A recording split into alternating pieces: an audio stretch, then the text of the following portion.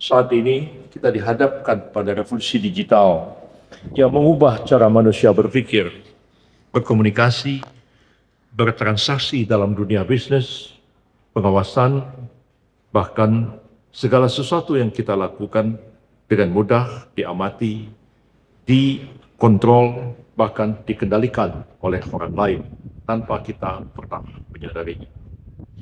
Dalam perubahan yang sangat pesat ini, kecerdasan buatan muncul sebagai salah satu kekuatan yang sangat berpengaruh akhir-akhir ini. Bahkan artificial intelligence itu bukan hanya mempengaruhi dunia sipil.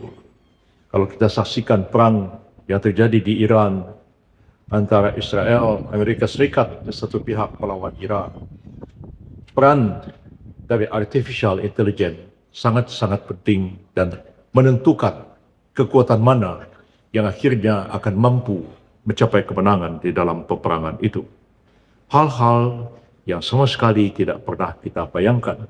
Bahkan kalau kita melihat kepada kemampuan kita mempertahankan diri kita sebagai sebuah bangsa dan negara, melihat perkembangan dunia militer yang terakhir, kita tentu akan bertanya, apakah kemampuan militer kita, teknologi militer yang kita miliki sekarang, akan mampu untuk membuat kita mempertahankan diri, mampu menjawab tantangan, mampu menjawab gertakan dari negara lain yang bukan sesuatu yang mustahil terjadi dalam konteks perkembangan sebuah negara modern sekarang ini. Dalam perubahan yang sangat pesat ini, kecerdasan buatan muncul sebagai satu kekuatan yang sangat berpengaruh. Artificial intelligence tidak hanya membantu manusia dalam menghitung segala sesuatu, menyimpan data, mengolahnya, dan seterusnya.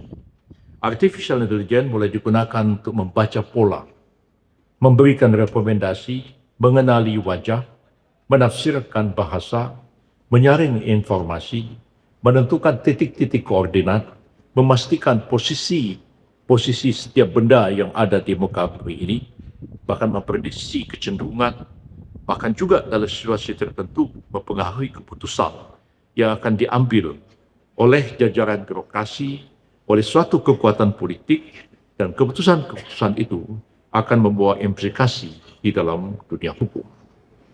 Inilah saatnya permasalahan yang sangat serius ini kita bahas bersama-sama.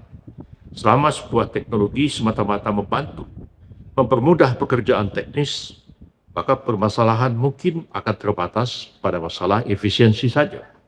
Namun, ketika teknologi mulai menyentuh keputusan yang mempengaruhi kebebasan individu, reputasi seseorang, perlindungan data pribadi, serta haknya untuk mendapatkan proses hukum yang adil, maka teknologi tidak lagi dapat dianggap netral dalam pengertian yang sederhana.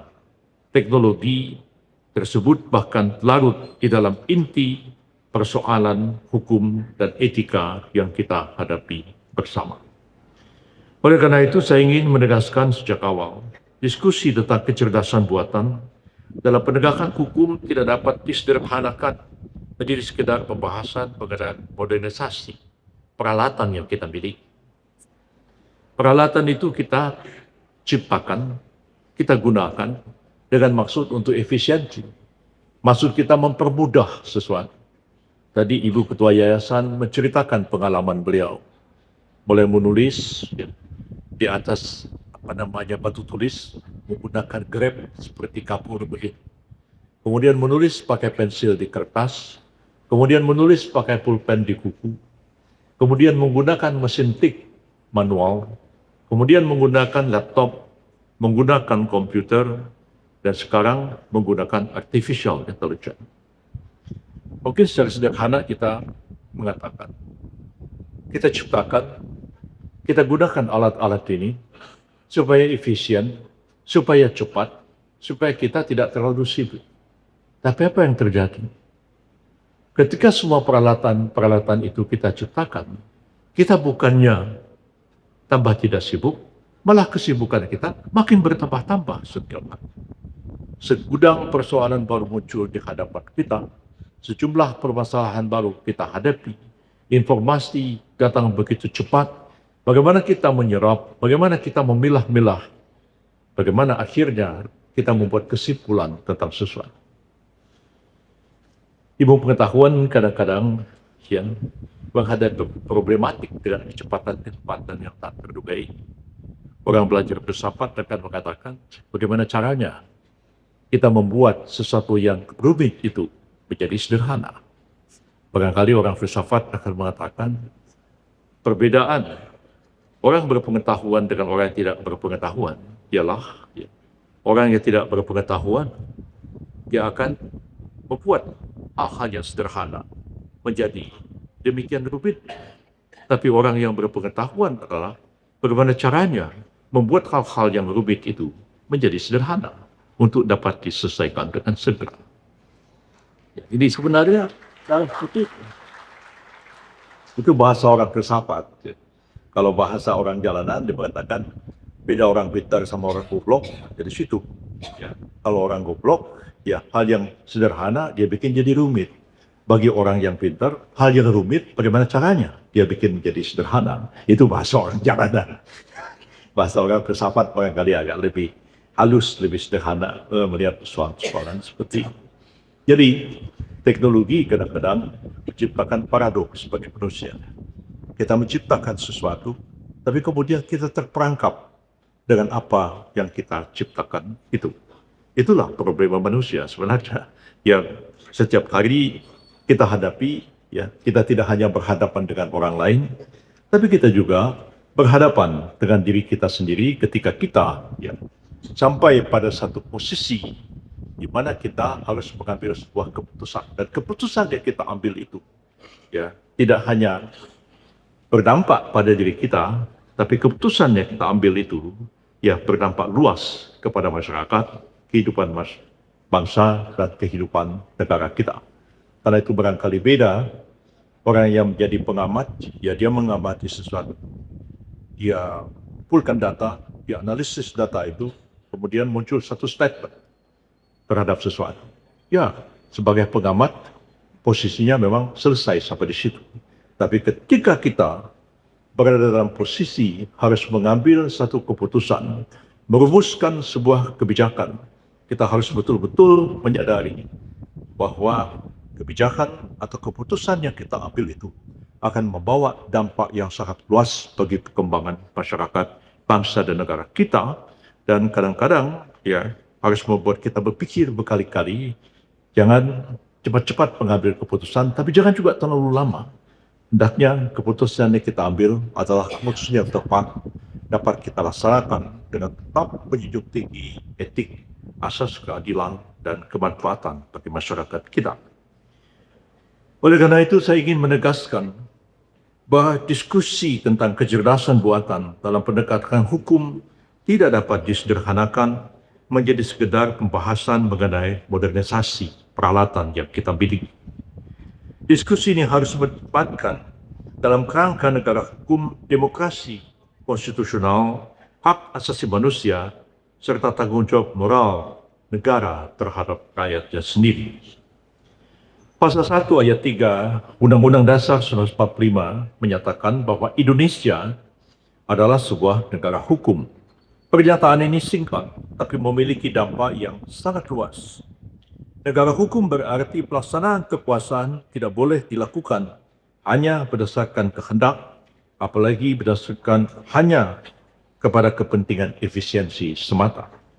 Kekuasaan harus tunduk pada hukum. Hukum itu sendiri tidak boleh dipahami hanya sebagai sekumpulan pasal, ayat-ayat, teks, tapi hukum pada dasarnya adalah alat yang dirancang untuk menjamin keteraturan, melindungi hak, membatasi kekuasaan, dan mewujudkan keadilan. Oleh karena itu, ketika kita mengintegrasikan artificial intelligence ke dalam sistem penegakan hukum, maka pertanyaan mendasar bukan apakah teknologi ini mempercepat pekerjaan kita. Pertanyaan mendasar yang harus diajukan adalah apakah teknologi ini sejalan dengan prinsip-prinsip negara hukum atau tidak? Apakah ia menghormati hak-hak warga negara? Apakah ia dapat diawasi?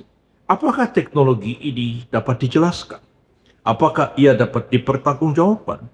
Dan yang tidak kalah pentingnya adalah apakah ia memperkuat rasa keadilan atau justru mengikis rasa keadilan itu sendiri. Saya percaya bahwa inilah tantangan intelektual dan kebijakan dalam perumusan kebijakan yang kita hadapi bersama sekarang dan masa depan. Ada sebuah kecenderungan dalam masyarakat kontemporer melihat teknologi sebagai sesuatu yang intrinsik, baik, dan kita anggap tidak ada masalah di dalamnya. Kita anggap teknologi itu netral.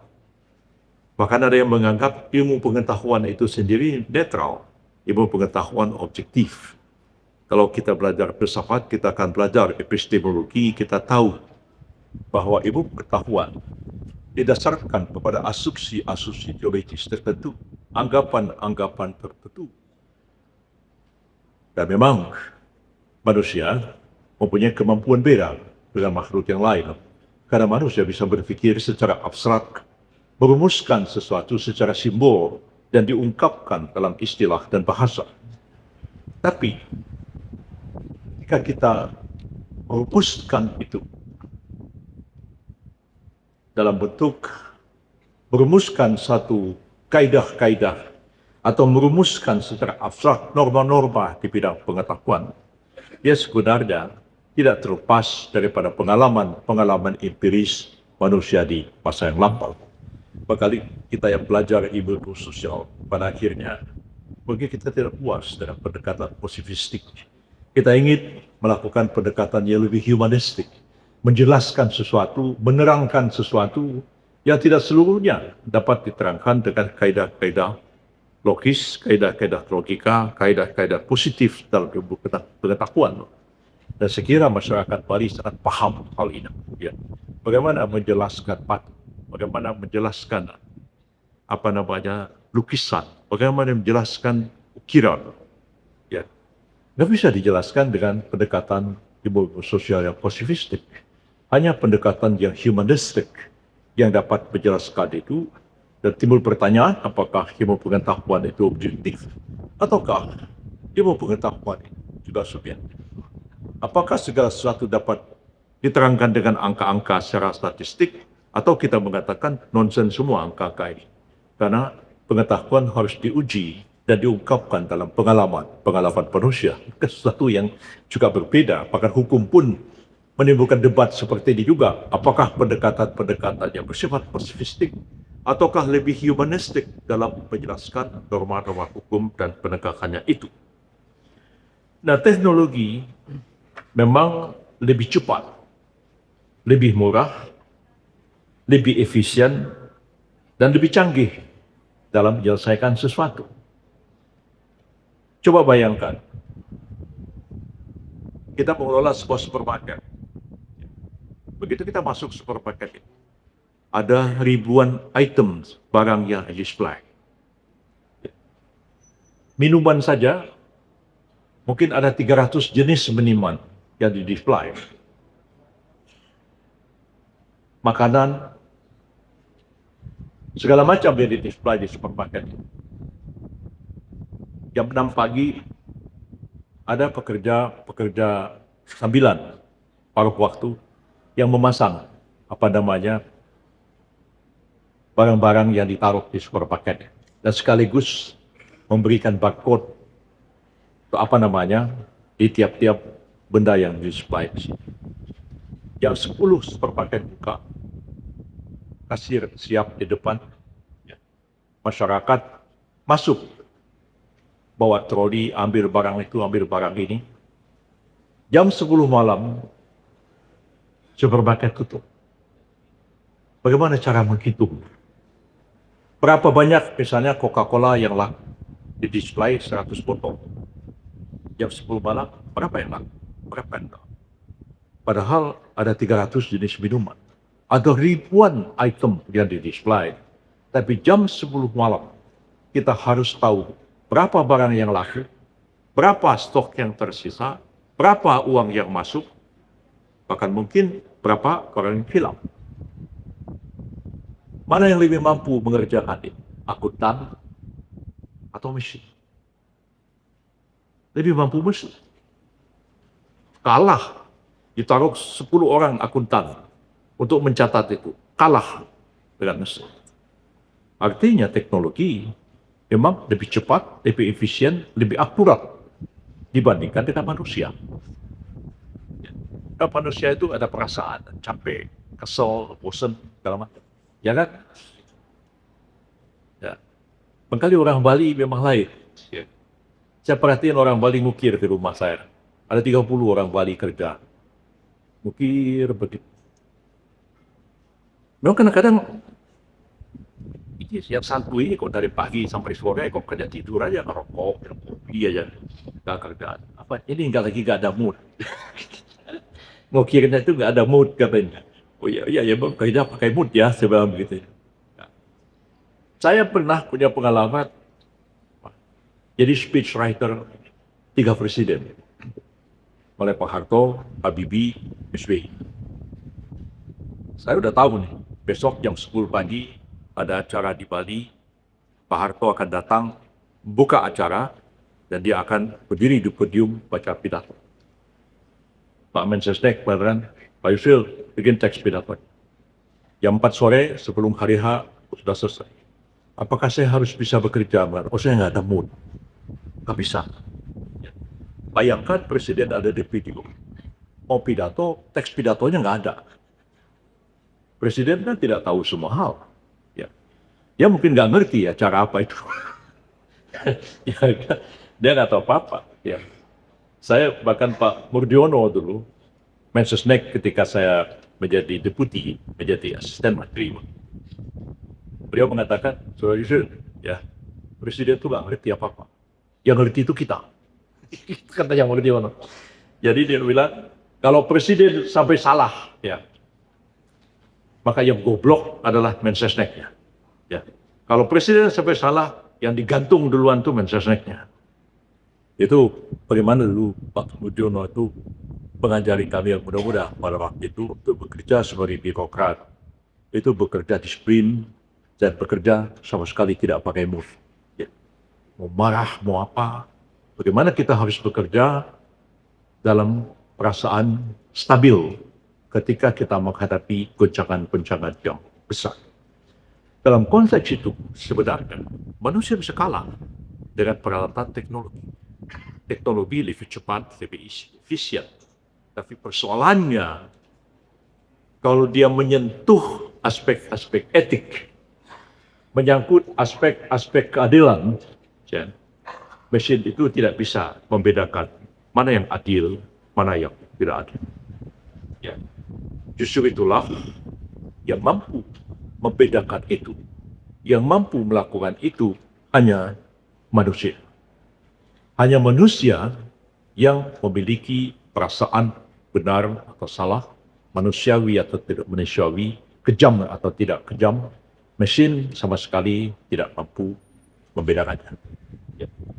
Ada kata orang Iran itu agak sedikit kurang waras. Ya. Dia akan gunakan rudal untuk menghancurkan refinery yang ada di negara-negara Timur Tengah. Saudi Arabia, Kuwait, Bahrain, Qatar, itu hidupnya tergantung pada refinery mengubah air laut menjadi air tawar. Saudi punya 5, Emirat punya 2, Bahrain punya 1, Oman punya 2, Kuwait masing-masing punya 1. Satu refinery itu harganya 10 miliar dolar Amerika Serikat. Dan untuk membuat refinery itu paling cepat butuh waktu 3 tahun. Saudi punya 5. Kalau Iran agak kurang waras, dia rudal 5-5-nya, apa yang terjadi dengan Saudi Arabia? Orang udah nggak bisa mandi, udah nggak bisa minum, nggak bisa apa-apa lagi. Ya. Walaupun dalam hukum internasional, ya, menyerang dan menghancurkan infrastruktur sipil itu dilarang oleh Konvensi Jenewa. Yang harus diserang adalah instalasi militer, tidak boleh menghancurkan instalasi sipil. Walaupun banyak pelanggar juga dalam perang akhir-akhir ini. Nah, jadi kalau semata-mata rudal itu kan dia nyerang apanya? Memutuskan apakah refinery itu akan diserang atau tidak. Itu bukan keputusan yang dibuat oleh mesin. Ya. Barangkali Bapak dan Ibu, setahun yang lalu ada film diputar di negara kita ini.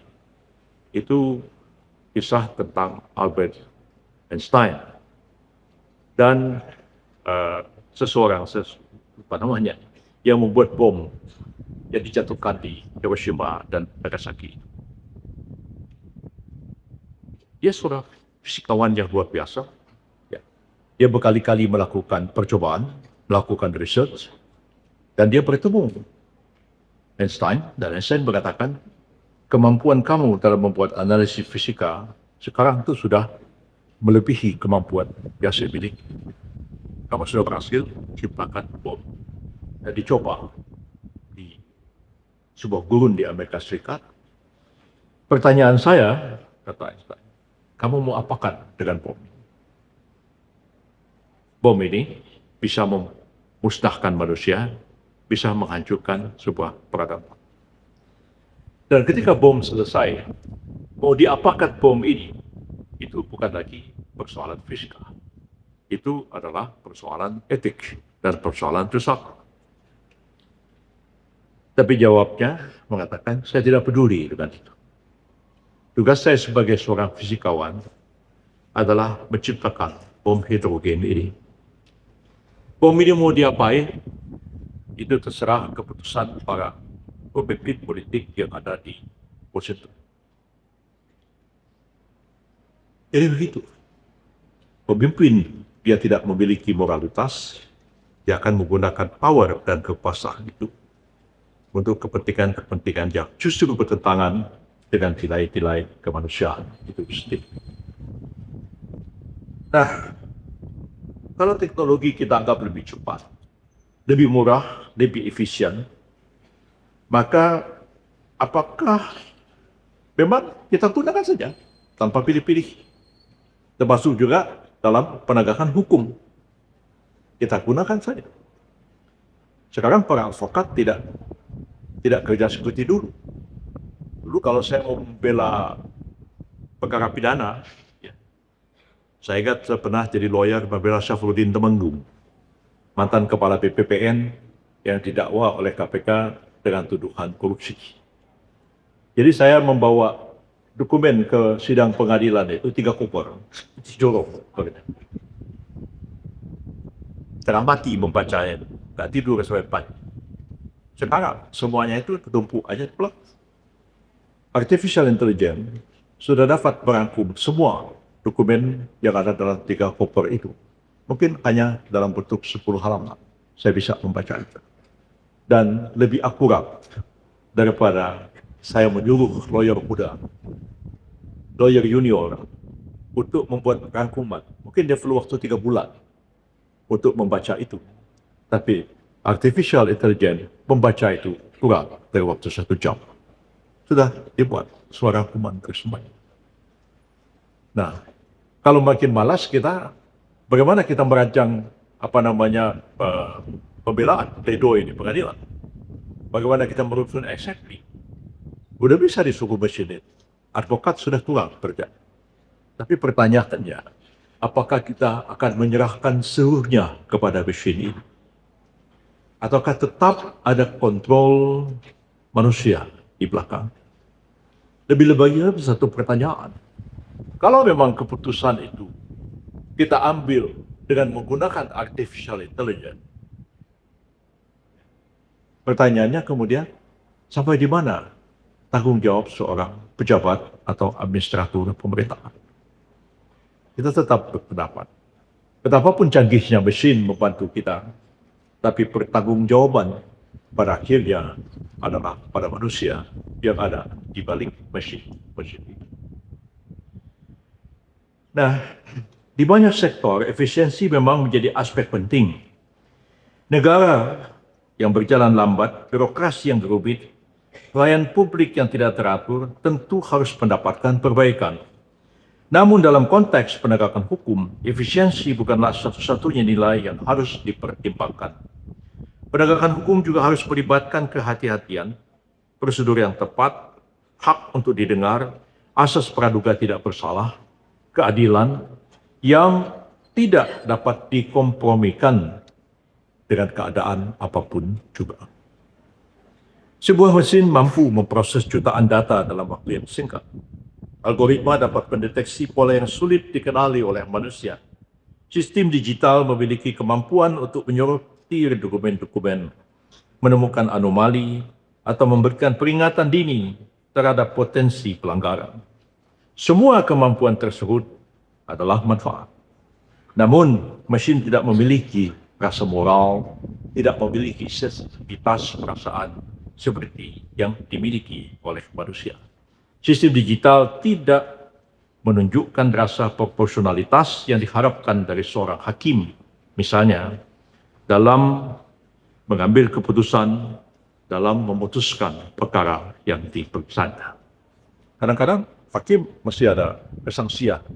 Dan kita tahu kalau pasal 184 KUHP yang lama itu mengatakan alat bukti, salah satu alat bukti itu adalah keyakinan hakim. Keyakinan hakim tidak muncul tiba-tiba. Keyakinan hakim setelah dia terlibat, menyimak dengan seksama dakwaan yang dibacakan oleh penuntut umum, semua proses persidangan, sampai keterangan dari terdakwa, semua dalam pengamatan hakim. Disitulah baru muncul apa yang disebut dengan keyakinan hakim. Keyakinan hakim tidak bisa muncul di awal, tidak bisa muncul tiba-tiba, tapi keterlibatan dalam seluruh proses itu. Nah, andai kata kita taruh mesin artificial intelligence menjadi hakim, apakah dia akan mampu merumuskan sesuatu sehingga dapat dijadikan sebagai alat bukti yang di dalam KUHP dikatakan keyakinan hakim itu? Sama sekali tidak. Tetap itu tergantung kepada manusia yang ada di belakangnya. Disinilah terletak perbedaan yang signifikan antara kecerdasan buatan dan kebijaksanaan manusia. Kecerdasan buatan dapat memfasilitasi pemrosesan informasi, namun makna keadilan tidak hanya muncul dari proses pengolahan informasi tersebut. Keadilan memerlukan pertimbangan etika, evaluasi konstitusional, penilaian terhadap konteks, dan kesadaran bahwa di balik setiap kasus terdapat individu yang memiliki hak, memiliki martabat, dan juga memiliki masa depan yang tidak dapat kita abaikan. Oleh karena itu, menurut pendapat saya, pemanfaatan kecerdasan buatan dalam penegakan hukum harus ditetapkan secara tepat sejak awal bahwa kecerdasan buatan berfungsi sebagai alat untuk membantu kita, bukan pengganti tanggung jawab yang ada pada manusia. Kecerdasan buatan dapat memperkuat kerja aparat, tapi tidak boleh dianggap sebagai alasan untuk menghindar dari sebuah tanggung jawab. Jika suatu keputusan merugikan warga negara, negara tetap berkewajiban untuk memberikan penjelasan mengenai dasar keputusan tersebut diambil. Negara tidak boleh bersembunyi di balik istilah teknis, model statistik, atau kompleksitas algoritma yang digunakan dalam memproses sesuatu dan mengambil keputusan. Ada yang kadang-kadang berpikir begitu, ya sudah begini hasilnya, mau apa lagi? Ada kadang-kadang manfaatnya, tapi banyak juga keburukan atau mudarat di balik manfaat. Ya, kita memudahkan teknologi. Bahkan kadang-kadang saling kontradiksi satu dengan yang lain. Seorang kandidat doktor mengajukan disertasi. Universitas memproses itu. Anda plagiat atau tidak? Berapa banyak kutipan yang Anda kutip tanpa menyebutkan rujukannya? Lalu dikatakan ternyata 40% isi disertasi Anda plagiat. Anda menggunakan artificial intelligence dalam membuat disertasi ini. Terus mahasiswa menjawab, Anda mengatakan bahwa disertasi saya ini menggunakan artificial intelligence. Dari mana Anda tahu? Bukankah Anda juga menggunakan artificial intelligence untuk mengatakan disertasi saya di 40% adalah plagiat? Baik terjadi di kampus. Debatnya lari ke debat bersifat akhirnya kan? Anda menuduh saya menggunakan artificial intelligence, sedangkan kesimpulan mengatakan saya menggunakan artificial intelligence juga menggunakan artificial intelligence. Mana yang harus diberikan? Ini saya ngajarin kandidat doktor di sini. Bisa bubar nanti anunya, motor, menghadapan promopen industri kayak begitu. Ya, jangan ngajarin Pak Yusuf, katanya repot saya. Jadi, ya, ini hal yang setiap saat bisa terjadi ya dalam kehidupan kita sehari-hari. Saya kira penegakan hukum betul harus hati-hati. Nah, ketika kita meninjau lebih mendalam, banyak ruang bagi teknologi digital dan kecerdasan buatan untuk memberikan manfaat yang signifikan bagi penegakan hukum di negara kita ini. Pertama, pada fase administrasi dan manajemen kasus. Kita semua menyadari bahwa salah satu masalah klasik di banyak lembaga penegak hukum adalah akumulasi dokumen. Terlalu banyak dokumen. Dan kita kadang-kadang nggak seteliti orang Belanda. Orang Belanda sangat teliti menyimpan arsip dan dokumen-dokumen. Kita kadang-kadang dokumen-dokumen penting pun ya itu hilang begitu saja. Yang mana teks yang dibacakan oleh Bung Karno ketika menyatakan proklamasi kemerdekaan 17 Agustus 1945. Apa ada dokumen yang lebih penting daripada itu? Sebagai dokumen yang kita miliki sebagai sebuah bangsa dan sebuah negara. Itu apa namanya? Jadi perdebatan panjang. Yang sekian lama itu yang dicoret-coret begitu, yang tulis tangan dicoret-coret sama apa namanya Bung Karno. Tapi para saksi sejarah dan pelaku sejarah mengatakan yang dibaca bukan yang itu. Itu teks yang dirumuskan di rumah Laksamana Maeda. Yang dibaca ada teks yang diketik oleh Sayuti Melik. Di mana teks itu? Itu baru muncul hampir setengah abad kemudian. Teks Sayuti Melik itu ditemukan. Dan teks itulah yang kemudian direpro di depan patung di Jalan Proklamasi atau Pegangsaan Timur 56 yang ada patung Soekarno, Bung Hatta berdiri membacakan teks, dan di depannya itu bukan teks yang coret-coretan, tapi yang ditampilkan di situ adalah teks yang dibuat oleh Sayuti Melik. Juga kadang-kadang timbul masalah ya. Karena ketika teks dibacakan itu mengatakan Jakarta hari 17 bulan 8 tahun 2605. Itu teks yang dibacakan. Bukan mengatakan Jakarta 17 Agustus tahun 1945. Karena penanggalan yang dipakai adalah penanggalan Jepang, bukan penanggalan Masehi pada waktu. Teks aslinya itu Jakarta hari 17 bulan 8 tahun 2605. Saya pernah satu hari ketika saya jadi Mensesnek mendiskusikan masalah ini. Ya. Karena ketua DPR akan membacakan teks proklamasi. Karena yang mana yang dibaca? Jakarta 17 Agustus 45 atau Jakarta hari 17 bulan 8 tahun 2605. Nah, sempat pada waktu itu hanya kita putuskan yang dibaca teks yang asli. Nah, tapi apa kemudian saya dipanggil sama Komisi 1 DPR. Berdebat kita mengenai soal ini. Ya. Katanya itu di Tugu Monas ada pidato Bung Karno. Jakarta membacakan teks proklamasi. Jakarta 17 Agustus 1945. Setelah saya buka arsip Seknek, itu teks yang dibacakan oleh Bung Karno tahun 1963. Bukan teks yang dibaca tahun 45 yang memang tidak ada rekaman. Yang di Monas itu yang tahun 63 dibacakan oleh Bung Karno untuk kepentingan display di Tugu Monas itu sendiri. Itu yang kedua. Mana teks Super Semar? Super Semar itu termasuk peristiwa penting dalam sejarah. Ya kan? Bung Karno memerintahkan kepada Mayor Jenderal Soeharto untuk mengambil tindakan-tindakan perlu dan segala macam. Aku bermodalkan Super Semar itu, ya, kemudian mengambil langkah-langkah termasuk membubarkan PKI pada waktu itu. Di mana teksnya sampai hari ini? Tidak tahu di mana keberadaan. Saya akhirnya, tadi saya cerita kerjaan saya penulis pidato 3 presiden. Pidato Pak Harto yang terakhir yang saya tulis, itu pidato Pak Harto menyatakan berhenti sebagai Presiden Republik Indonesia. Kata-katanya itu seperti itu. Pernyataan berhenti sebagai Presiden Republik Indonesia.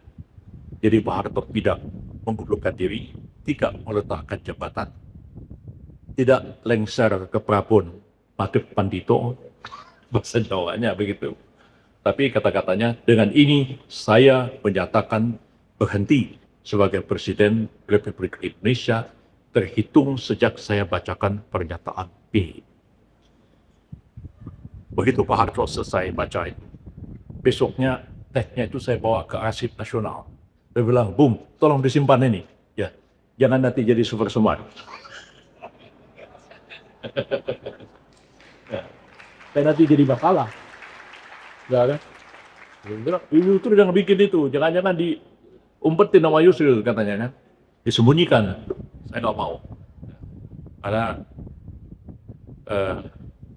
teksnya itu saya bilang yang asli saya isi kita tahu, dan pada halaman terakhir itu ada tulisan tangan Pak Harto. Itu teks yang asli. Mungkin kalau dibaca di buku saya ada itu teks asli yang kita repro. Yang Pak Harto pada waktu itu mengatakan kepada saya, Abdul, kau tulis di situ. Dengan ini saya nyatakan, kata Pak Harto, kabinet dinyatakan dimisioner. Saya masih bilang, Pak, kabinet tidak dimisioner. Bapak yang berhenti. Tapi sekitar Bapak berhenti, Pak Habibie langsung sumpah jadi presiden, memimpin kabinet yang ada. Lama, tapi nanti Habibie bukan kabinet. Menurut konstitusi, ya, tidak dimisioner Pak, kabinet. Ya, Pak terus saya pulpen kamu itu, pulpen saya kasih pulpen itu, terus ditulis tangannya Pak Harto, mengatakan, dengan ini saya nyatakan kabinet dimisioner. Kata-kata tulisan tangannya Pak Harto spesifik. Jadi, karena waktu sudah sangat mepet pada waktu itu pagi-pagi, mau dibacakan teks. Jadi, nah, kita ini kadang-kadang tidak teliti dengan dokumen. Saya sendiri pun terus terang nggak teliti juga. Setiap hari begitu numpuk dokumen. Sekarang kita sudah menggunakan teknologi. Bayangkan akte perseroan. Tiap hari Dirjen AHU itu mengesahkan ratusan akte-akte pendirian perusahaan, perubahan anggaran dasar, perubahan susunan pengurus perseroan. Itu kalau menggunakan kertas begini, mencarinya itu bisa lama. Ya, jadi ketika saya pertama kali jadi Menteri Kehakiman tahun 99, orang mau bikin perusahaan menurut Undang-Undang Perseroan tahun 95. Perseroan itu harus menggunakan 3 nama dan tidak boleh sama. Di sini datang di Renon ini, Bapak notaris di sini. Pak atau Bu notaris, saya mau bikin perusahaan. Apa namanya? Perusahaan Renon Jaya Abadi. Notarisnya bilang, nanti dulu ya. Saya ke Jakarta, datang ke Dirjen AHU, di loket begitu. Ini sudah ada digunakan apa belum? Renon Jaya Abadi. Itu 3 bulan untuk membuka arsip, memastikan Renon Jaya Abadi itu sudah dipakai atau belum. Itu zaman saya jadi. Lalu saya perintahkan untuk diinstal semua ke dalam database, dan notaris diajari menggunakan laptop, diajari ada sehingga dia bisa buka langsung. Kalau ada orang datang, oh saya mau bikin Renon Jaya Abadi, dia hanya hitungan detik, menit, dia buka, boleh pakai, nggak ada di database. Dulu kita buka arsipnya 3 bulan, baru nama. Perusahaan itu paling cepat disahkan 2 tahun. Nah, kalau sudah begitu, ya, yang jaga loket itu ya punya permainan sendiri. Ini Anda mau jalur cepat atau jalur lambat ini? Itu. Pengalaman saya waktu itu, ya, sebagai menteri anak muda baru jadi menteri umur 40 tahun. Jadi yang paling menentang kita ini bukan orang luar. Yang menentang itu ya pegawai kita sendiri. Karena yang mau jalur cepat, jalur lambat itu ya ada anunya sendiri, ada hitung-hitungannya sendiri itu. Tarifnya ada sendiri. Yang mau seminggu, mau sebulan, mau 2 bulan. Jadi objekan seperti itu. Jadi memang kadang-kadang kecepatan teknologi luar biasa. Ya. Dan sistem yang dibangun, teknologi yang dibangun, itu akan mengalahkan kecepatan kerja manusia. Sehingga pada waktu itu saya berpendapat begini, kalau ditanya pada saya, Anda lebih percaya orang atau lebih percaya sistem? Dia bilang saya lebih percaya sistem daripada percaya orang. Dulu pendapat saya seperti itu. Sehingga saya mengatakan, ya dalam sistem yang baik, ya itu orang jahat akan dipaksa jadi orang baik. Tapi dalam sistem yang buruk, ya orang baik akan terpaksa jadi orang jahat. Jadi sistem itu udah baik. Sistem yang baik, ya orang jahat mau ngerjain itu nggak bisa. Ya, kalau saya mau kerja di bank, nanti kalau saya sudah bekerja di situ, saya akan mau colongin duitnya dikit-dikit, kayak tuyul gitu kan, ambil-ambilin duitnya dikit-dikit.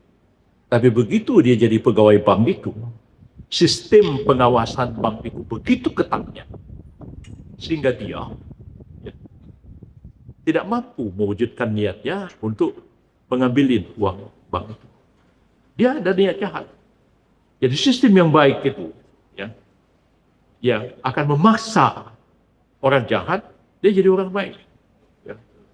Di Jepang itu polisinya itu cuma bawa pentungan, tidak ada bawa pistol, bawa senjata. Ya. Bahkan anjing polisi Jepang itu kalau kita lihat kayak yang ketawa kita lihatnya. Beda kalau kita datang ke Thailand atau ke Filipina, di bandara itu anjingnya herder. Aduh, udah serem gitu. Begitu kita mendarat di lapangan terbang Tokyo, ya anjingnya itu anjing mainan, anjing pudel. Ini kok polisinya, kok tampangnya kalau orang ngantuk-ngantuk begini, nggak ada senjata, anjingnya pun anjing mainan, begitu. Karena di Jepang itu filosofinya pemerintah itu aparat penegak hukum tidak boleh menimbulkan rasa takut, itu nggak boleh. Jadi anjingnya itu mesti anjing yang lucu, dikasih pita anjingnya itu, tapi anjingnya canggih, ya. Anjingnya canggih, pada awalnya apa aja dia tahu tuh, kok daging sapi aja dia tahu. Daging sapi nggak boleh masuk ke Jepang, kalau ikan boleh, ayam nggak boleh. Jadi kalau dalam koper itu, dia bilang anjing pudelnya udah datang di situ, anjingnya udah duduk di depan koper.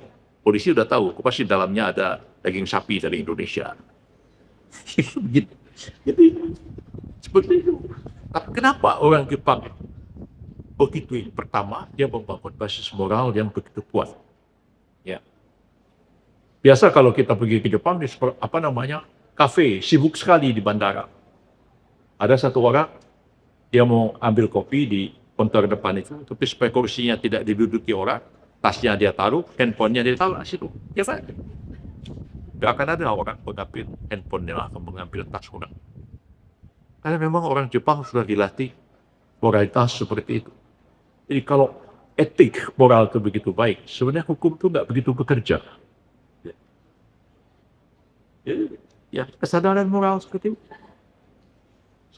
Kalau dalam agama Islam, saya nggak tahu, agama Hindu, orang disuruh mendekatkan diri pada Tuhan, terus hatinya itu begitu pekanya, begitu kepekaan hati benar begitu tinggi, dia nggak mau melakukan yang salah, kita bilang, semua manusia ini bisa saya tipu. Tapi Tuhan itu maha melihat, maha mendengar lagi, maha mengetahui. Kalaupun saya ini bebas oleh hakim di dunia ini, nanti di akhirat saya dimasukin neraka sama Tuhan. Ya orang itu nggak berani bertindak kejahatan. Kalau udah seperti itu, hukum udah nggak perlu lagi orang ini. Ya, orang itu sudah orang bertakwa namanya. Sudah dalam agama Islam begitu. Tapi ya namanya manusia yang melakukan kejahatan itu akan tetap ada. Karena itu hukum harus dibangun di atas basis moralitas yang kuat itu. Ya. Saya kira sudah benar para founding fathers kita itu mengatakan bahwa negara kita ini berdasarkan Pancasila yang paling tinggi itu adalah sila ketuhanan yang Maha Esa, ya, yang menjadi landasan moral, etik bagi kita sebagai sebuah bangsa. Nah, negara ini kan baru kita bikin tahun 45, tapi kesadaran masyarakat Bali terhadap hukum adat Bali, ya, kesadaran orang Minangkabau terhadap hukum adat Minangkabau. Hukum adat Minangkabau itu di belakangnya ada agama Islam. Hukum adat Bali di belakangnya ada ajaran Hindu. Karena bisa dilepasin semua. Ya.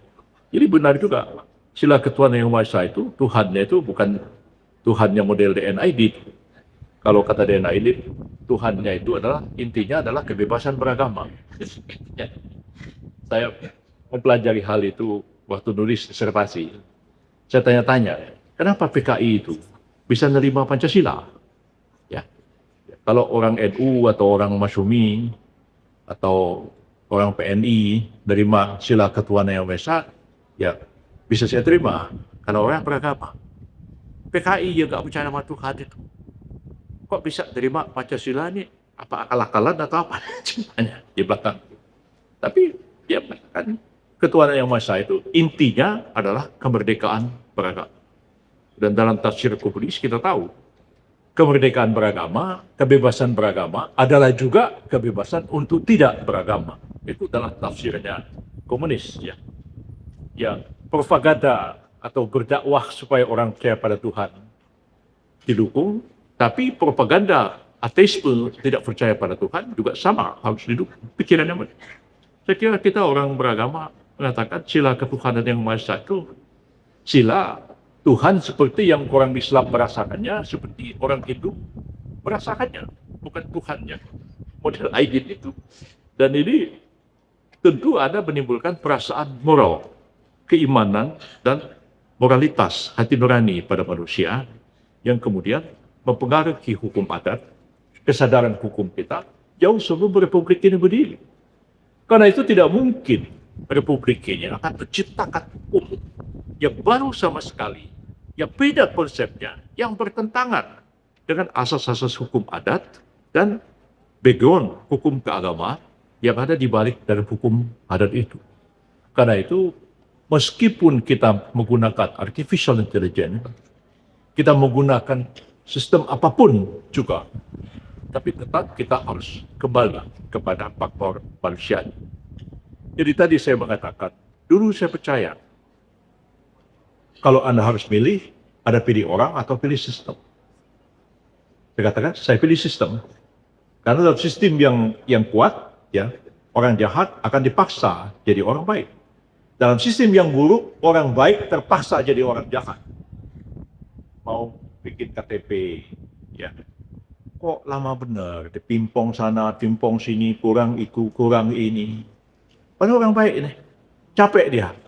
Lama-lama dia bilang sama pegawai kelurahan itu, ya sudah bos, ini berapa ini? Saya bayar aja deh. Saya bayar 500.000. Besok KTP-nya jadi.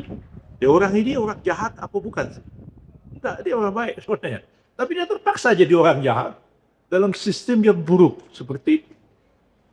Tapi lama-lama setelah saya terlibat lebih jauh dalam pemerintahan ini, hanya saya mengatakan ini harus proporsional.